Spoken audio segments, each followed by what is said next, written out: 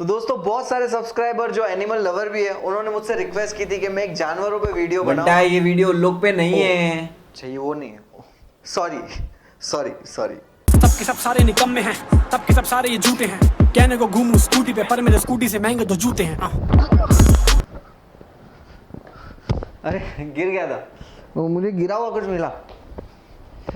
Journalism. तो दोस्तों आज हम बात करेंगे जबरदस्ती के जज्बाती जर्नलिज्म की, जो इंडिया में पिछले 10 सालों से इतना बिक रहा है कि किंगफिशर का कैलेंडर भी नहीं बिकता है। कैलेंडर के साथ इसलिए कंपेयर किया क्योंकि आज बहुत लोग नंगे होने वाले। न्यूज चैनल्स पे नेपोटिज्म बिल्कुल नहीं चलेगा क्योंकि यहाँ पे अच्छी एक्टिंग के बलबूते पे आपको एंकरिंग जरूर मिल सकती है। और मीडिया को ट्रोल क्यों कर रहे हो? सुशांत सिंह की डेथ पे जब उसके डैड को मीडिया ने जाके क्वेश्चन किया तब आपने ट्रोल करना शुरू कर दिया कि उनका बेटा मरा है। अरे इनका भी तो जमीर मरा है, वो तो देखो। और मरे हुए जमीर से याद आया, इस वीडियो में संबित पात्रा का कहीं जिक्र हम नहीं करेंगे। तो सबसे पहले बात करते हैं ये महाशय की। इन्हें इतनी नॉलेज है, इतनी नॉलेज है, इतना जानते हैं ये, मुझे लगता है इन्होंने हर किताब पढ़ी होगी लेकिन लाइब्रेरी में नहीं, क्योंकि वहां साइलेंट रहना पड़ता है। मुझे लगता है अर्नब गोस्वामी की कार में हॉर्न नहीं है क्योंकि नॉइस पोल्यूशन के लिए ये अकेला ही काफी है।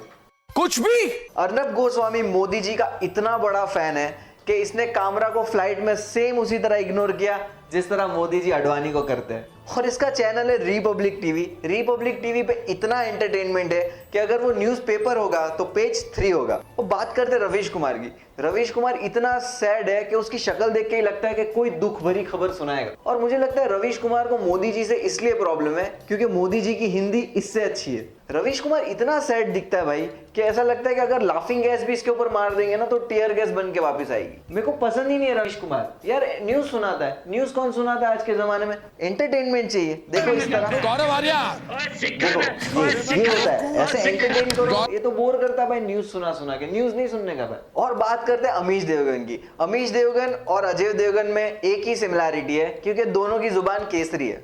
भाई कितना क्यूट इंसान है ये कितना क्यूट। आप इसको देखो, एकदम दूध पेड़े की शक्ल लगती है इसकी। इसको देखकर ही लगता है कि दुकान खोलेगा, मतलब ऐसी फीलिंग आती है। एक डिबेट के दौरान एक पैनलिस्ट ने अमीश देवगन को ये कहा, नो माय डियर फ्रेंड, मैं तुम्हें भड़वा कहता हूं, दलाल कहता हूं। और देखो कि इसने क्या कहा। आप ये देखो ये कितना डिसिप्लिन आदमी है। इसने रिएक्शन नहीं दिया, मतलब देखो ना, आप शक्ल देखो।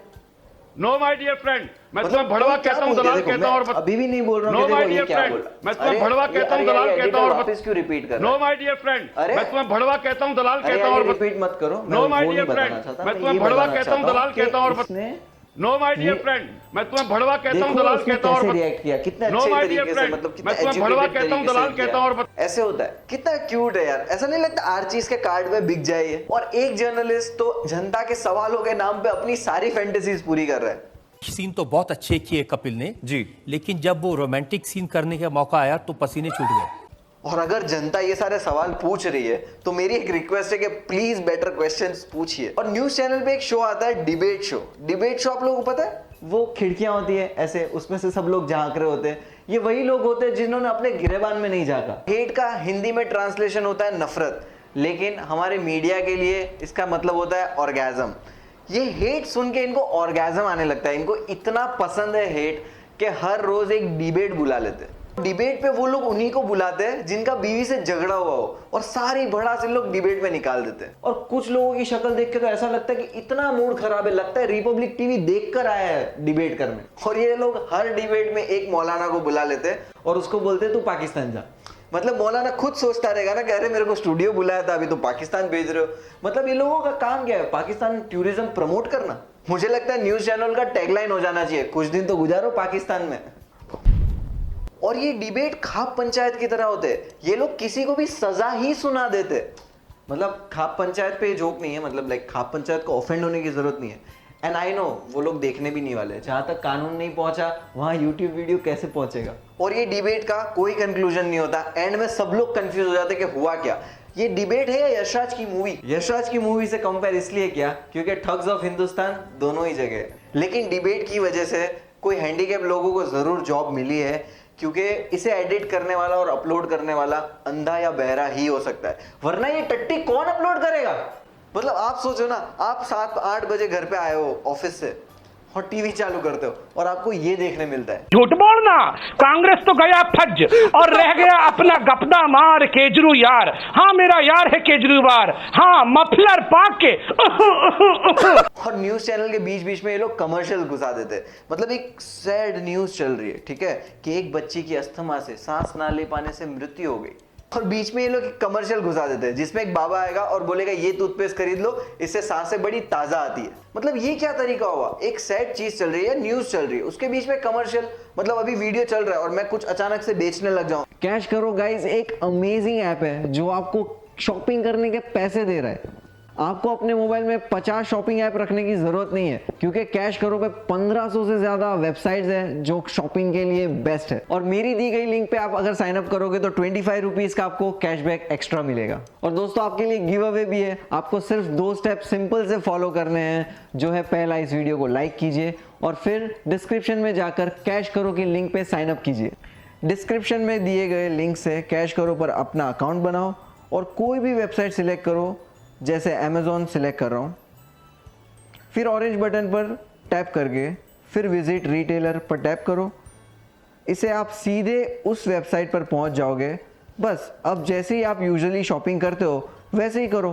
पेमेंट करने के बाद आप कैश करो में माई अर्निंग सेक्शन में अपना कैशबैक चेक कर सकते हो। और कैश करो की सबसे खास बात यह है कि आप अपने कैशबैक को अपने बैंक अकाउंट में ट्रांसफर भी करा सकते हो और आप चाहो तो अमेज़ॉन के वाउचर्स में भी कन्वर्ट कर सकते हो। सो डिस्क्रिप्शन में दी गई लिंक पर क्लिक करो, साइन अप करो और शॉपिंग करो। और कुछ न्यूज चैनल के कुछ शोज का नाम सुन के ऐसा लगता है कि लोग झगड़ा करने वाले। ललकार, यलगार, कुरुक्षेत्र, जंग प्रारंभ। और ये जर्नलिस्ट को एडवेंचर करने का बहुत शौक है। एक वीडियो दिखाता हूं, आप लोग देखो यार, क्या एक्टिंग किया है ना इसने। मतलब इन लोग दिखाते कि हम लोग हर चीज से लड़के आप तक न्यूज पहुंचाते हैं। इनका कैमरा कभी कश्मीर की तरफ नहीं जाता है। कश्मीर की प्रॉब्लम्स ये लोग कभी नहीं दिखाएंगे। देखो मीडिया बायस्ड अनबायस्ड नहीं होती है, मीडिया न्यूट्रल होती है। इनको किसी की साइड नहीं लेना होता है। एग्जाम्पल, गुप्ता जी के घर चोरी हो गई और अगर रिपोर्टिंग इस तरह हो, चोर की हिम्मत कैसे हुई गुप्ता जी के घर चोरी करने की? होता कौन है ये चोर जिसने गुप्ता जी के घर पे चोरी कर ली? इस चोर को मैं सजा दूंगा, इस चोर को मैं छोड़ूंगा नहीं। ऐसी न्यूज रिपोर्टिंग नहीं होती। जब चोर की आप इस तरह रिपोर्टिंग नहीं करते हो तो आप बाकी सब चीजों की साइड लेकर क्यों रिपोर्टिंग करते हो? और जहां मीडिया को सवाल करने चाहिए पॉलिटिकल लीडर से, एजुकेशन, ग्रोथ, इकोनॉमी के बारे में, ये लोग फेवरेट फूड पूछते हैं। स्लैम बुक भरवा लो ना नेताजी से। फेवरेट फूड कौन पूछता है? मुझे लगता है इनका फेवरेट दही चाट है, क्योंकि इनको चाटना इतना पसंद है। और इंटरव्यू में इस तरह के क्वेश्चंस होते हैं। सवाल आपसे जानना चाहता हूँ, देश भी जानना चाहेगा, आप अपनी जेब में पर्स रखते हैं क्या? पर्स रखते हैं क्या? बटुआ जिसके अंदर पैसे होते हैं। और कुछ इंटरव्यूज तो इतने एंटरटेनिंग होते हैं जैसे लगता है आईपीएल का मैच चल रहा हो। आप सोच रहे होंगे आईपीएल से कंपेयर क्यों किया? सोचो, क्योंकि दोनों ही फिक्स होते हैं। और जहां मीडिया को अंपायर बन के न्यूट्रल रहना है, इनको बस चीयर लीडर बन के नाचना है एक टीम के लिए। और पूरे लॉकडाउन में मीडिया ने एक चीज दबाकर दिखाई कि ये गांव में, ये विलेज में सोशल डिस्टेंसिंग का पालन नहीं हो रहा है, धज्जियां उड़ाई जा रही है। तो मेरी बोलने का मतलब ये है, यस आई अग्री, लेकिन पिछले 50-60 सालों में वो गांव में एजुकेशन पहुंचा है क्या? एजुकेशन इतना महंगा हो चुका है कि किसी ने उस पर कभी सवाल नहीं उठाया। प्राइवेट कंपनीज बच्चों से लाखों करोड़ों रुपए एजुकेशन के नाम पे ले रही है। जो गरीब एजुकेशन नहीं ले पा रहा है, आप उससे डिसिप्लिन और मैनर्स कैसे एक्सपेक्ट कर सकते हो? अगर वहां तक अगर एजुकेशन पहुंचा होता तो आज वो सोशल डिस्टेंसिंग का पालन कर रहा होता। एजुकेशन पे कभी क्वेश्चन नहीं उठाएंगे क्योंकि इनके स्पॉन्सर बड़े बड़े यूनिवर्सिटी वाले। और महंगे एजुकेशन ने सस्ते एजुकेशन की वैल्यू इतनी गिरा दी है कि कोई सस्ता एजुकेशन लेना ही नहीं चाहता। और जो महंगा अफोर्ड नहीं कर सकते वो बिना एजुकेशन के रह जाते हैं और डिसिप्लिन और मैनर्स नहीं सीख पाते, जिसकी वजह से सोशल डिस्टेंसिंग क्या है उन्हें नहीं पता है। और चाहे कोई भी सरकार हो, एजुकेशन पे सालों से इंडिया में कोई काम नहीं हुआ है, इसलिए क्योंकि अगर सब एजुकेटेड हो गए तो इनको वोट कौन देगा? और ये लोग एजुकेशन पे काम करेंगे भी नहीं, क्योंकि सब एजुकेटेड हो जाएंगे तो इन्हें वोट इनकी मेरिट पे मिलेंगे, और जो पॉसिबल नहीं है। बट न्यूज चैनल वाले जब चाइना के वॉर की बात थी, बहुत बेहतरीन काम किया इन्होंने। ओपोज किया, चाइना को ओपोज किया। इनके ऊपर पारिवारिक जिम्मेदारियां इतनी बड़ी हैं कि ये लड़ने से पहले अपने परिवारों के बारे में सोचेंगे, अपनी जान बचाने के बारे में सोचेंगे। और ये न्यूज चैनल वालों की प्रायोरिटी सेट है। कोई 5 मिनट में 50 खबरें दिखा रहा है, कोई 5 मिनट में 100 खबरें दिखा रहा है। मुझे तो लगता है रफ्तार के साथ रैप बैटल चल रहा है इनका। और ये 100 खबरों के बीच में बहुत सारी इंपॉर्टेंट खबरें होती है, जैसे कि एक व्यक्ति की खड्डे में गिरने से मृत्यु हो गई।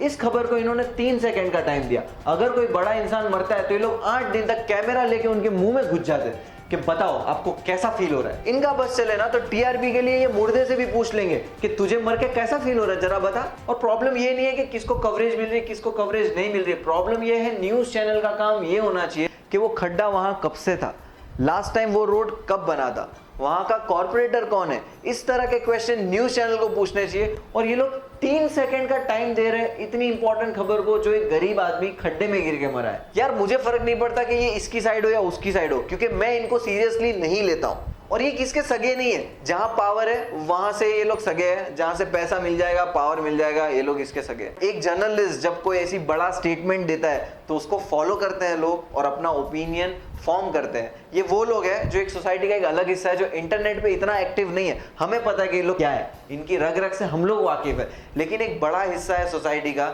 जो अपना ओपिनियन फॉर्म करता है न्यूज चैनल्स देख के।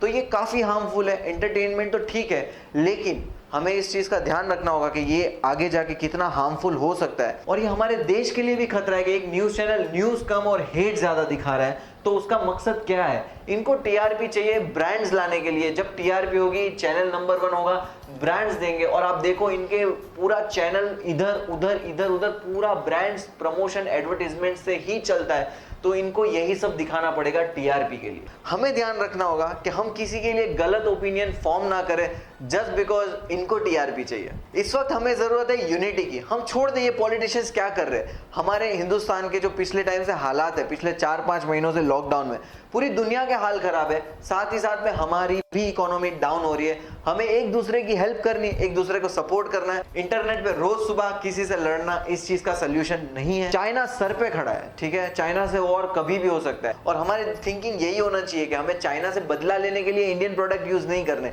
हमें इंडिया को आगे बढ़ाने के लिए इंडियन प्रोडक्ट यूज करने। तो मुसीबत इतनी बड़ी सर पे है, लेकिन हमें सपोर्ट करना चाहिए एक दूसरे का कि आने वाले कोई टाइम में हमारे बीच कोई मसले ना रहे, ताकि दुश्मन इस चीज का फायदा ना उठा सके। और फिर चाइना हो या पाकिस्तान हो या रशिया हो, अमेरिका हो, कोई भी हो, हम लोग देख लेंगे। ये खुद पूछे सवाल तो ये पूरा ज्ञान चाहते हैं, हम पूछे सवाल तो ये बुरा मान जाते हैं। हम रोड टैक्स दे रहे हैं तो टोल टैक्स क्यों भर रहे हैं? जब मूवी को ए सर्टिफिकेट मिला तो चीजें सेंसर क्यों कर रहे हैं? कभी सोचा है कि लोगों को पुलिस बुलाने में इतना डर क्यों लगता है? बड़ी कंपनीज के लोन माफ पर जनता पे ज्यादा कर्ज क्यों चढ़ता है? एक मंत्री सभा में बैठा सो रहा है, दूसरा पॉन देख रहा है, क्योंकि उन्हें पता है वो जो चाहे कर सकते हैं, उन्हें कौन देख रहा है। एक भगवान के नाम पे कॉम बेच रहा है, दूसरा बॉम्ब फेंक रहा है। यहाँ कोई भी है जो अपना फायदा छोड़ के राइट या रॉन्ग देख रहा है?